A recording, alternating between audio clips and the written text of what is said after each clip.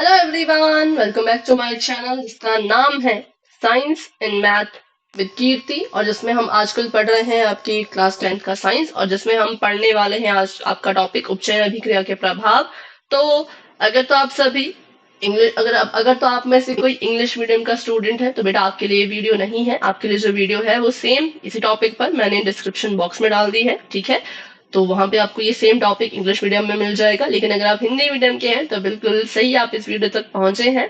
आज हम पढ़ेंगे उपचयन अभिक्रिया के प्रभाव। अच्छा, ये उपचयन होता क्या है भाई, क्या है ये उपचयन, कैसे बना, क्यों आया, वगैरह वगैरह, ये सब कुछ हमने अपनी पिछली क्लास में सीख लिया है। तो अगर आपने पिछली क्लास को नहीं देखा है तो प्लीज उसे भी जरूर देख के आइए, और उसका भी लिंक मैंने डिस्क्रिप्शन बॉक्स में डाल दिया है। तो आज हम पढ़ेंगे उपचयन अभिक्रिया के प्रभाव। तो उपचयन से जो है वो दो तरह की चीजें होती है। पहला होता है संक्षारण और दूसरा होता है विकृत गंधिता, ठीक है। पहला होता है संक्षारण, दूसरा होता है विकृत गंधिता।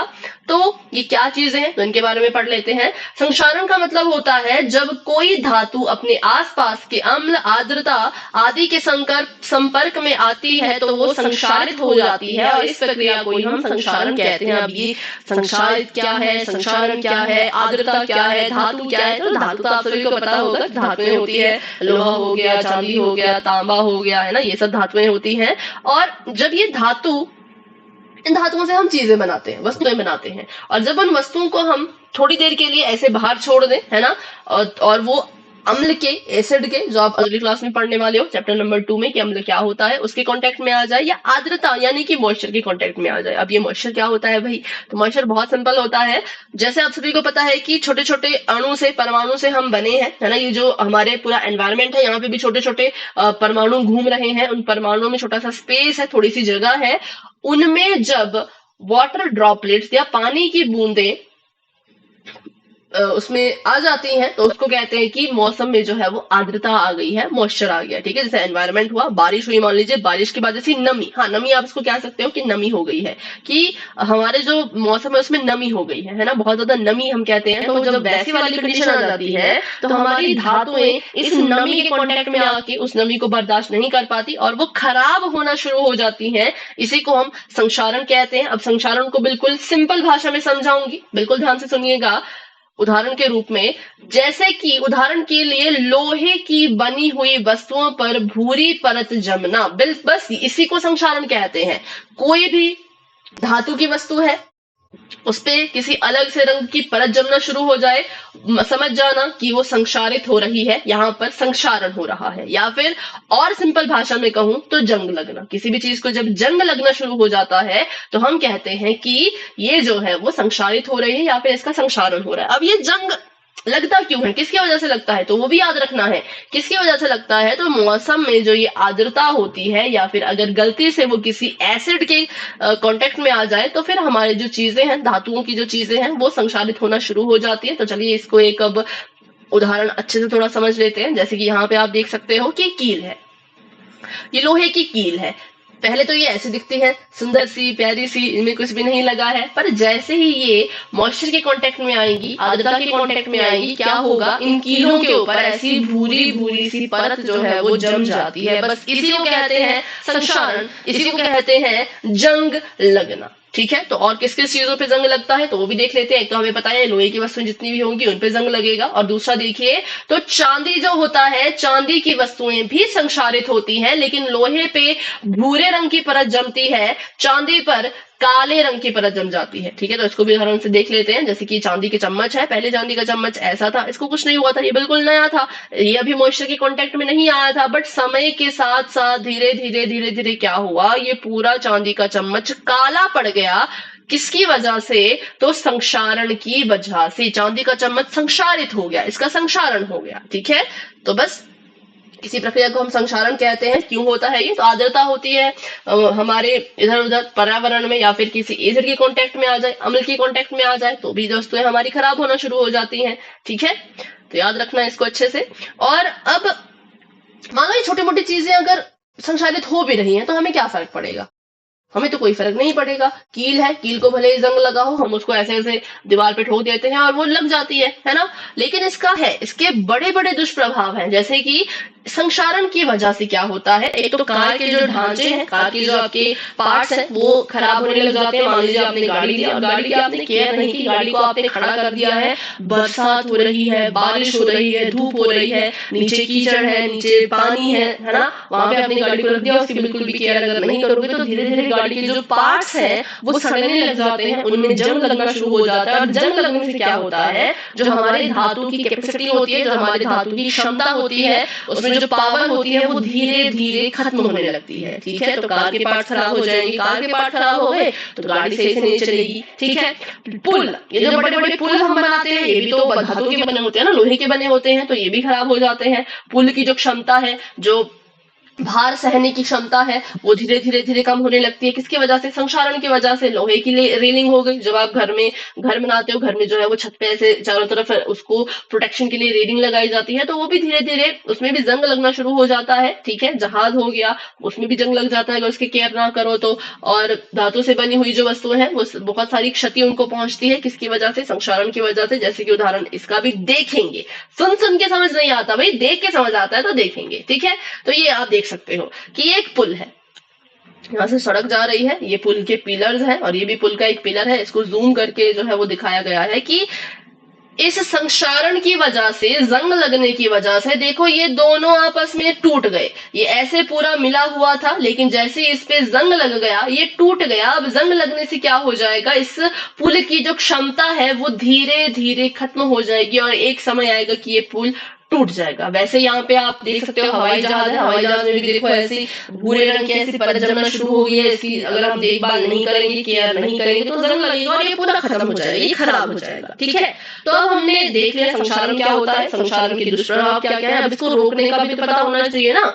कि अब प्रॉब्लम तो पता है कि भाई ऐसा होगा, अब इसका सोल्यूशन क्या है वो भी जान लीजिए। तो सोल्यूशन बहुत सिंपल है, अगर जो भी कोई लोहे की चीज है उसको अगर आप पेंट कर दो, है ना, उस पर रंग चढ़ा दो, पेंट कर दो। कैसा पेंट, तो ऐसा पेंट जो वाटर प्रूफ हो, जिसपे पानी असर ना करे, वैसा अगर आप उस पर पेंट चढ़ा दो, ऑयल पेंटिंग कर दो, तो क्या होगा, लोहे के बाहर, जैसे लोहा है ना, लोहे के बाहर जो है वो पेंट की ऐसे परत जम जाएगी, है ना, पेंट एक परत के रूप में काम करेगा। और बाहर जो भी है पर्यावरण में, चाहे मॉइस्चर है, चाहे नमी है, चाहे बारिश हो रही है, कुछ हो रहा है, ये पेंट की परत हमारे लोहे को उस बारिश से, उन सभी चीजों से बचाएगी जो इसको खराब कर सकती है। ठीक है, तो इसलिए जो है वो संक्षारण को रोकने का ये तरीका है कि पेंट कर दो। अब घरों पे रेलिंग लगाते हैं, उसमें भी पेंट कर देते हैं ताकि वो जल्दी खराब ना हो। तो इससे क्या होता है, थोड़ा जो हमारा लोहा है वो खराब होने की जो उसकी अवधि है वो बढ़ जाती है, मतलब खराब ना होने की अवधि, सॉरी, खराब ना होने की अवधि बढ़ जाती है। कि अगर पेंट कर दिया है तो बहुत समय बाद उसको जंग लगेगा, एकदम से जंग नहीं लगेगा। ठीक है, तो अभी हमने सीख लिया, अब बढ़ते हैं आगे और बात कर लेते हैं इसके दूसरे प्रभाव की, जिसको हम कहते हैं विकृत गंधिता। जब वसा युक्त या तेल खाद्य सामग्री को लंबे समय तक रखा जाए, उसको खाया ना जाए, रखा जाए, तो वो उपचयित हो जाता है, उसमें जो है उपचयन हो जाता है और वो अपना स्वाद और गंध खो देता है और वो विकृत गंधी हो जाते हैं। और इसी प्रक्रिया को हम विकृत गंधिता कहते हैं। जैसे कि अब वही मैं आपको एग्जांपल अगर बताऊं तो, जब हमारे घर में कोई खाना बनता है, सब्जी बनती है, मान लो चावल बन रहे हैं, तो चावल की भी अपनी अलग खुशबू होती है ना, सीटी बजी तो हमें खुशबू आती है, पता लगता है क्या था, चावल बन रहे हैं। अब वही सेम चावल को आप 5 दिनों तक रखो, क्या वो सेम खुशबू आएगी, क्या वो सेम आप फील कर पाओगे कि चावल है, नहीं, ठंडा हो जाता है तो उसकी स्मेल भी नहीं आती। और 5 दिन बाद तो भाई स्मेल क्या, खुशबू क्या, बल्कि बदबू आने लगती है, इतने ज्यादा उस पर फर्क पड़ जाता है। किसकी वजह से, तो उपचयन की वजह से। उपचयन हमने सीखा था पिछली क्लास में, इसलिए मैंने कहा कि भाई वीडियो देख के आना। ठीक है, और तो और वो अपना स्वाद भी खो देते हैं। अब आपने जो ताजे ताजे चावल खाए होंगे और वही चावल 5 दिन बाद खाओ, वैसे तो खाना नहीं चाहिए क्योंकि उससे बीमार हो जाओगे, पक्का बीमार हो जाओगे, बट मान लो खाए तो स्वाद में भी फर्क आएगा और स्मेल तो चलो, खुशबू तो क्या बल्कि उल्टा उससे बदबू आएगी। तो इसको हम कहते हैं विकृत गंधिता। तो इसको भी एक उदाहरण के रूप में समझते हैं, जैसे कि ये है, ये एक टमाटर है, टमाटर को पहले हमने ऐसे रखे रखा, ये बिल्कुल ताजा था पर हमने इसको इस्तेमाल नहीं किया, हमने सब्जी में नहीं डाला, बस रखे रखा। तो कुछ दिनों बाद उपचयन की वजह से ये ऐसा ऐसा हो जाएगा। और इसके बाद भी अगर आपने इसको फेंका नहीं या इसका कुछ किया नहीं तो उससे भी कुछ दिनों बाद ये पूरा ही गल जाएगा, गल के सड़ जाएगा। ठीक है, वैसे यहाँ पर एक ब्रेड है, ब्रेड में भी आप देख सकते हो आमतौर पे तो ब्रेड ऐसी होती नहीं, ब्रेड तो पूरी सफेद होती है। ऐसा मत सोचना कि इसके ऊपर कोई सॉस लगा रखी है, जी नहीं, ये खराब हो चुकी है, इस पर एक काली सी परत अपने आप जम गई है, इसे हम फंगस भी कहते हैं। तो ये जम गई है, इसको खाना बिल्कुल नहीं है। कभी भी आपको ऐसी चीजें दिखें जिसमें ऐसे फंगस जम गई या काफी दिनों की पड़ी हो, कभी नहीं खाना है, क्योंकि पता है इससे पक्का बीमार हो जाएंगे। ठीक है, तो ये भी यहाँ पे क्या हो गया, इसका भी उपचयन हुआ और ये भी जो है वो विकृत गंधी हो गई। अब बात कर लेते हैं सेब की। तो सेब देखो जैसे ताजा ताजा काटते हैं भाई तब तो बिल्कुल सफेद रहता है, बिल्कुल प्यारा रहता है, फटाफट से काट के खा लेते हैं।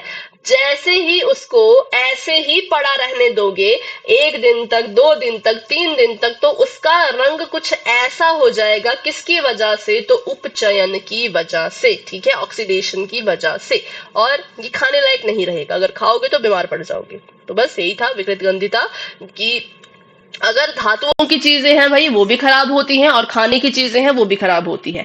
धातु को बचाना हो खराब होने से तो उस पे कलर कर दो, उस पे रंग कर दो, पेंट कर दो। और अगर खाने को बचाना हो तो क्या करो, तो हमारे पास कुछ ऐसी चीजें होती है जिससे हमारा खाना बच सकता है, जैसे कि फ्रिज में अगर आप चीजों को रखोगे तो टमाटर, मान लो बाहर रखा है टमाटर, वो 3 दिन में खराब हो रहा है तो फ्रिज में कम से कम उसकी अवधि बढ़ जाएगी। अगर वो बाहर 3 दिन में खराब हो रहा है तो फ्रिज में शायद वो 6 दिन ले खराब होने के लिए। तो फ्रिज है इसका सबसे ज्यादा इंपॉर्टेंट, जो हम कह सकते हैं जरूरी इसका सोल्यूशन। और दूसरा है कि जो आप पैकेट फूड खाते हो, जैसे कि कुरकुरे हो गए, लेज हो गया, अंकल चिप्स हो गए, या कुछ भी जो भी आप पैकेट में लेते हो, बाहर से लेते हो, नमकीन लेते हो, बिस्किट लेते हो, ये सभी तो खराब नहीं होते।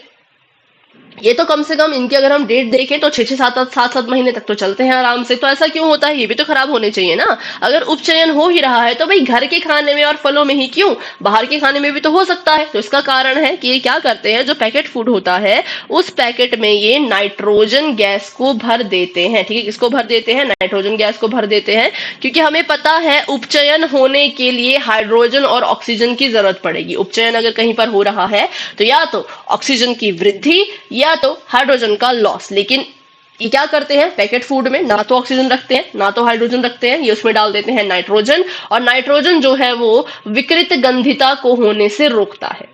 नाइट्रोजन क्या करता है, इसको होने से रोकता है। तो आपको सवाल भी आता है कि जो पैकेट फूड होते हैं उनमें कौन सी गैस का इस्तेमाल किया जाता है, तो आपको याद रखना है कि उसमें जो है वो नाइट्रोजन गैस का इस्तेमाल करते हैं। फूड प्रिजर्वेटिव में कौन सी गैस आती है, तो नाइट्रोजन गैस आती है। ठीक है, तो चलिए इस वीडियो में इतना ही था, बस ये 2 ही तरह की चीजें हमने पढ़नी थी। अगली वीडियो में हम जो आपके फर्स्ट चैप्टर के जितने भी क्वेश्चंस रह गए हैं उनको हम करने की कोशिश करेंगे। ठीक है, तो अगर आपको ये वीडियो पसंद आई हो तो लाइक कीजिए, अपने दोस्तों के साथ शेयर कीजिए, और अपने थॉट्स, अपनी बातें, अपने क्वेश्चन कमेंट में जरूर लिखिए। और बस इस वीडियो को यहीं तक रखेंगे और चैनल को सब्सक्राइब करना ना भूलें, ताकि जब भी मेरी कोई वीडियो आए तो आपको एकदम से उसका पता चल जाए। और नंबर 2, अगर सब्सक्राइबर बढ़ते हैं और मैं यूट्यूब पर लाइव आ पाती हूँ तो हम लाइव क्लासेस चलाएंगे, जिससे क्या होगा, साथ ही साथ आप अपने डाउट्स भी पूछ पाओगे। ठीक है, तो चलिए इस वीडियो को यहीं तक रखते हैं। तो बाय बाय एवरीवन।